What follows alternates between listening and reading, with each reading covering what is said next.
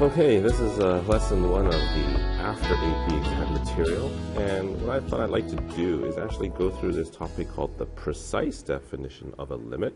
Yes, going back to all the stuff we did early on in the school year. But I want to show you how to precisely figure out a limit, and there is a process around it, a little bit convoluted, but I think something that you should learn. So let me just ask you to read this with me together. If I have a function f of x, and it's defined on some open interval, and it contains the number a, except possible at a, meaning it contains it, but it might not be actually defined at a itself, then we say that the limit of f of x approaches a is equal to this number L, and you are familiar with that notation, and that's what this is. The limit as x approaches to a of f of x equals to some number L. Okay? Now, the precise definition is this. If for every number, which we call epsilon, e is epsilon, greater than 0, there is a corresponding number, delta, greater than 0, so this is delta, Greek letters, okay, epsilon, E-P-I-S-L-O-N, such that, and here's the key thing, that the difference between the original x, or f of x, and the limit value, that difference is less than epsilon. So that difference is really small. Whenever the difference between the x values, so between x and a, is also quite small. How small? Smaller than this delta value. So remember, the idea here is if I've got a function, you've got a limit, it equals to some sort of number. Let's say this is a, this is L. What we're saying here is that if I actually look at the correct value here and the value of L, there is a small little difference, right? A gap, that difference, right? And that difference has to be less than epsilon. Similarly, that difference that is for the x values has to also be less than delta. So, since x minus a represents the distance from x to a, and f of x minus L is the distance from f of x to L, so think about this as the change in the y. This is like the change in the x. And since this epsilon can be arbitrarily small, meaning you can choose how small it can be, the definition of a limit can be expressed in words as follows. So we can also say that the limit as x approaches to a of f of x equal to L means that the distance between the correct value, y value, and the limit value L can be made arbitrarily small by taking the distance from x to a to be sufficiently small. Okay? Or it means that the values of f of x can be made as close as we please to L by taking x as close as we please, or close enough to the value of a. But of course not being equal to a, because it might be undefined. So let me show you how we can do this, and I've got 3 examples here, and I think by showing you the 3 examples you'll get a better understanding of what I mean. It says prove that the limit as x approaches to 4 of 5 minus 2x equals to negative 3, using this epsilon delta definition of a limit, and then we'll illustrate this with a diagram. Okay? So we already know that we learned before, we just plug in the 4, we can substitute in 5 minus 2 times 4, that's negative 8, 5 minus 8 is negative 3. Yay, there's our limit. That's what we did in September. But now what I'd like to do is actually figure out how to prove it. So really this is a 2-stage process. Okay, the first stage is to really just kind of guess as to what the value of delta will be. So the first stage is really trying to guess what delta could be. Okay, that's the first stage.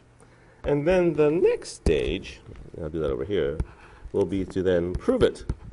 Proof, showing that delta we chose works.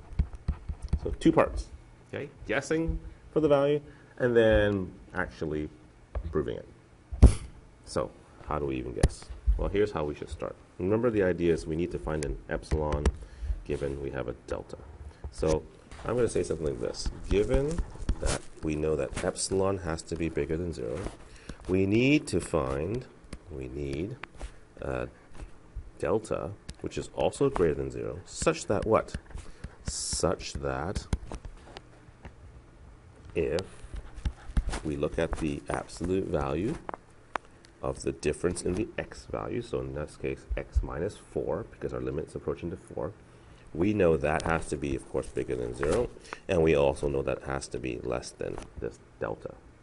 If that is the case, then what do we notice about the y values? Well, the difference in the y values then, meaning the difference between the actual y value and the limit y value, has to be less than epsilon. So the question is, what do we choose? Well, let's first of all replace f of x with the actual function. So we get 5 minus 2x here, and our L value, the limit value, is negative 3. So I'm replacing all these values. And of course, this has to be less than epsilon. If I actually continue on now and actually distribute, hopefully you'll see that the negative 3 becomes a positive 3, so 5 plus 3 is 8. So I actually get this expression, 8 minus 2x, which is less than epsilon. You're like, okay, so what? Well, hopefully you notice that you can factor out a negative 2. And if I factor out a negative 2, I actually get x minus 4. And you're like, okay, so what? But wait, there is a so what. Doesn't this x minus 4 kind of look like that? Well, almost. We got this negative 2 here. So if I were to take the negative 2 to the other side, I really have here just the absolute value of x minus 4 is less than, and it's epsilon divided by, now, think about this. It's dividing by the absolute value of negative 2. Well, the absolute value of negative 2 is really just 2. So why don't I just write down 2? And therefore, what we have said here is, hey, look, your x minus 4, the difference between the x value and the a value, is less than epsilon over 2. Well, remember how we were supposed to compare and find out what theta is? Now look, this statement looks very much like this statement. So therefore, I can say, let's choose delta to be equal to epsilon over 2. Okay? So that's the first part of this proof. We actually found a guess as to what this epsilon should be. So this epsilon should be always half of, sorry, not this epsilon, this delta. This delta should always be half of epsilon. Okay, so now that we have that, we can move on to step 2 now, and we can actually go ahead and prove it. So now what we're saying is if that difference in the x values is less than delta, and of course it has to be bigger than 0, then by the above definition, then this implies that the difference in the y values, and I'm actually going to put in the actual L now, is what? So once again, the question is, let's figure out this. This implies what?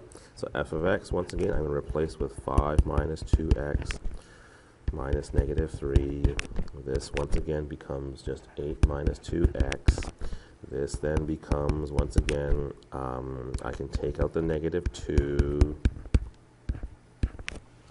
And then, oh, look what happens. We get now 2 with the absolute value of x minus 4. Now, wait. What did we just say was x minus 4, the absolute value, equal to? Well, if you look over here,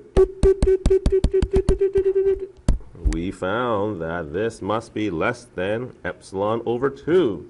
So if I make that replacement now, and I make a substitution, then I know that the above expression is less than 2 times, not the absolute value of x minus 4, but epsilon over 2. And if you simplify 2 times epsilon over 2, that just becomes epsilon. So there you have it. You've actually proved that the difference in the y values, which is this, now is less than epsilon. Okay?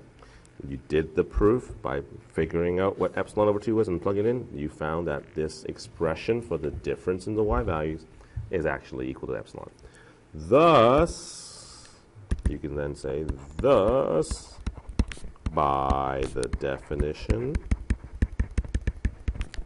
of a limit, we have now proven that the limit as x approaches to 4 of the function 5 minus 2x equals to negative 3. Okay? Now, let me illustrate with a diagram what's going on.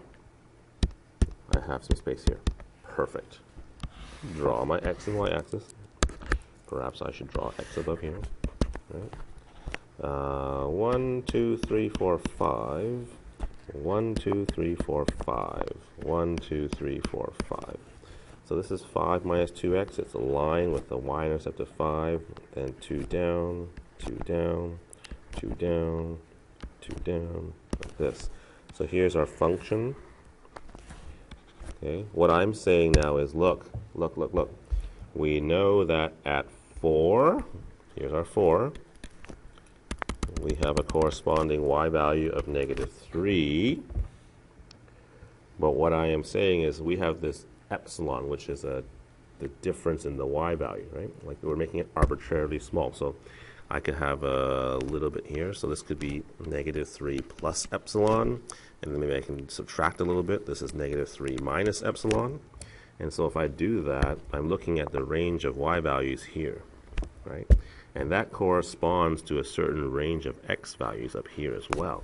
And the x values now are differing by this delta thing. So this is really 4 plus delta.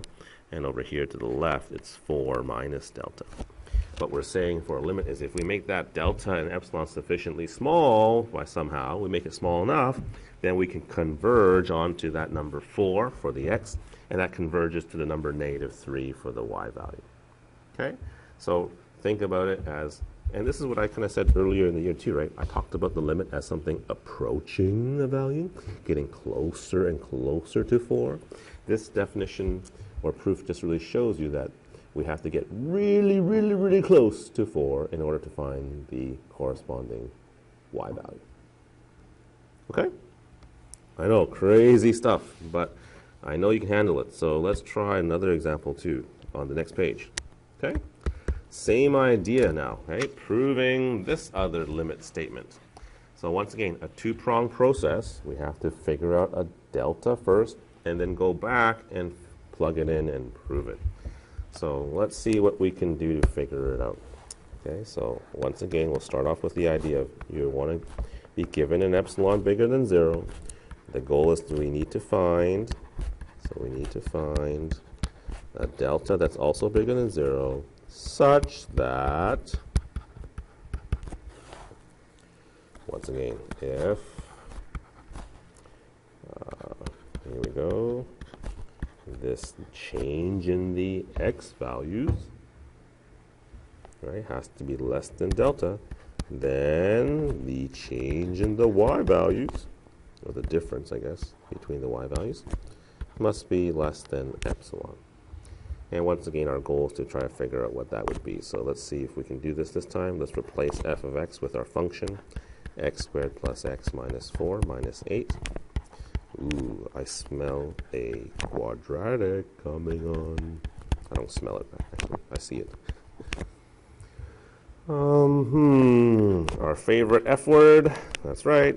Factor. And this time, you're like, hey, Mr. Lee, I see x minus 3. I see x minus 3. Great. But I don't see x plus 4. That is a problem. That is a problem. So here's our dilemma. We can't really do this unless we make an assumption. So we have to figure out what this x plus 4 is. And we really need to make an assumption for what x minus 3 will be. So over here, I'm going to say this. Let's make an assumption. Let's assume this. Assume if the absolute value of x minus 3. Now, what's something really small? I guess we can call 0.1, whatever, but we don't want it to be so small that we're limiting ourselves. So maybe I'm going to choose like a value like 1.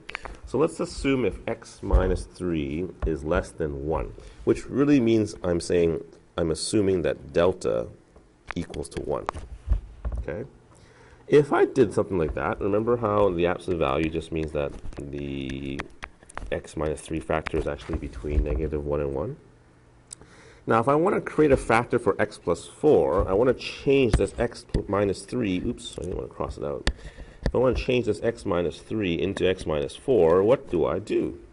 Well, hopefully you can see if I add 7 to each of these sides, I can now have the middle expression become x plus 4.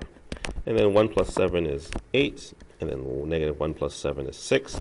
So now what I've told you is, hey, x plus 4 has to be between 6 and 8. Well, I want the largest of these values, so I can say to myself that x plus 4 must be less than 8. And therefore, I can now replace that x plus 4 with the number 8. So this now actually becomes 8. Okay, and we still have our factor of x minus 3 is less than epsilon. And therefore, now if I solve for just x minus 3, the absolute value, that's now epsilon over 8.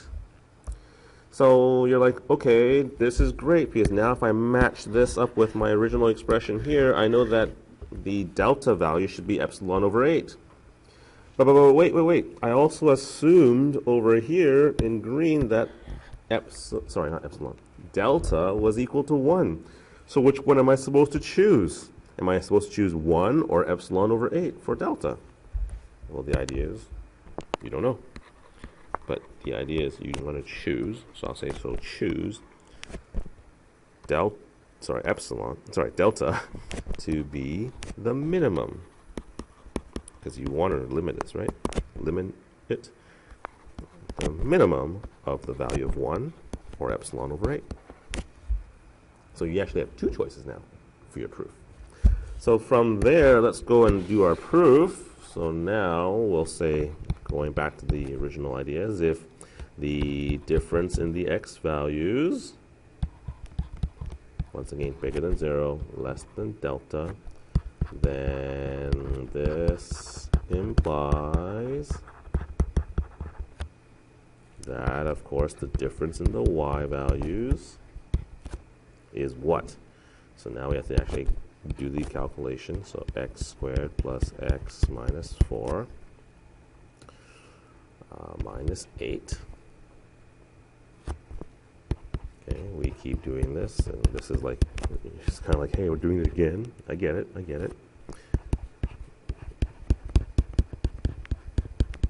But look at what we have now. Ooh, what do we do here? Well, we know that x plus 4 is equal to the number 8. So we replace that with 8. And then we have here still the x minus 3 factor. Okay, but notice when we do that, we should change our equal sign now. It's no longer equal to, because x plus 4 was less than 8. So therefore, we now make this a less than sign. And then we also know that, hey, this this x minus 3, I guess I can write like this now.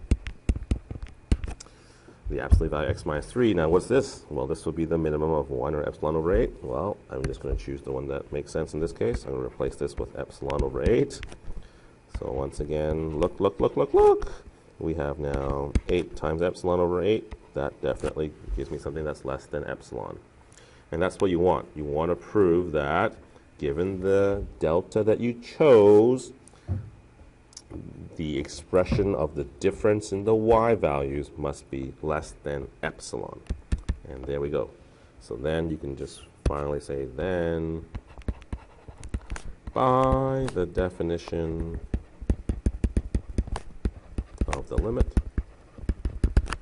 then the limit as x approached to 3 of the expression, I think it was x squared plus x minus 4, definitely equals to 8. Ta-da!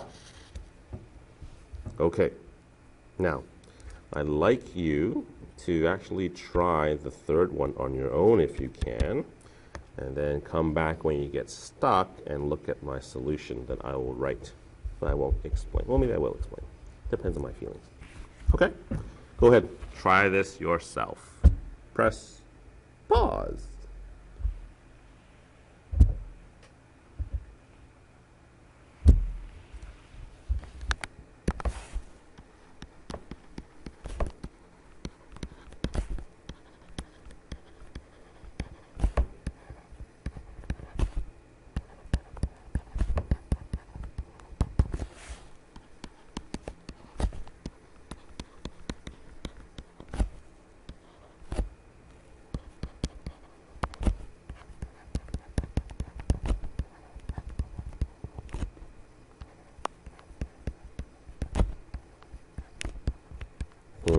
You might have been scratching your head at this point. How in the world do I factor this cubic? You either do long division, or you remember the difference of cubes expression. X minus 2, x squared plus 2x plus 4. Remember that? No? Oh well, now you do. Remember, this is the case where I have to probably make some sort of assumption about x minus 2, just like the previous example. I'm going to make that less than 1.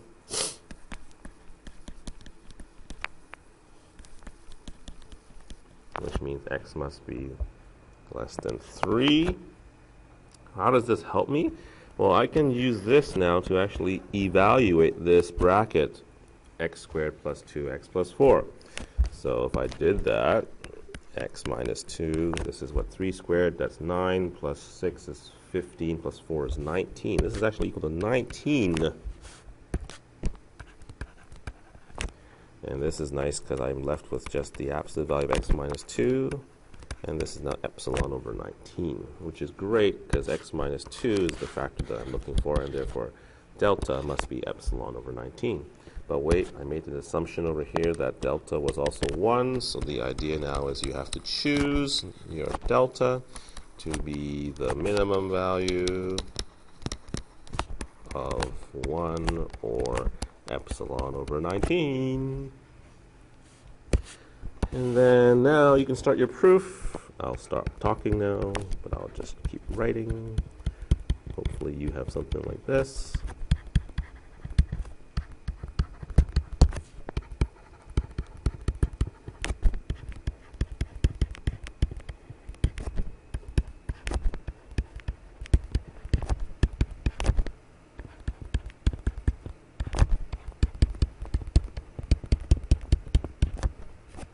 Now you wrote down something like this, less than, this got replaced with the number 19. Also, then I can separate it, and then this of course becomes epsilon over 19. Yay, less than epsilon. And then of course, please put a summary note. Then, by the definition of the limit as x approached to x cubed equals 8 works. Woo! I was going to do more in this video, but I think I'm going to stop now. I'm going to do another video for the next topics. But in the meantime, if you want to try some questions, yeah, try these exercises, okay? I'll put the answers on them on my website sometime. I have to do them myself, but try some of these and see if you can do the precise definition of the limit. All right? Bye for now.